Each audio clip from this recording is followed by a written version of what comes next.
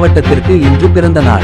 திருப்பூர் மாவட்டம் ஈரோடு மற்றும் கோயம்புத்தூர் மாவட்டங்களில் இருந்து பிரித்து தனி மாவட்டமாக 22/2009 அன்று அறிவிக்கப்பட்டது. இதன் காரணமாக இன்று திருப்பூர் மாவட்டத்திற்கு பிறந்த நாளாக கருதி திருப்பூர் மக்கள் ஹேப்பி பர்த்டே என்றும் ஹேப்பி திருப்பூர் டே என்றும் வாழ்த்து தெரிவித்து வருகின்றனர்.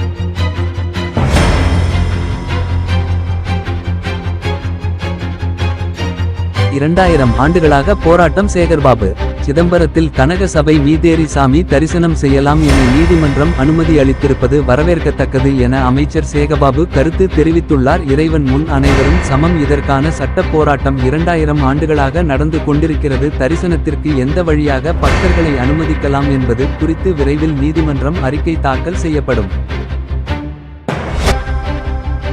நாம் தமிழர் கட்சியில் இருந்து விலகினாரா காளியம்மாள்?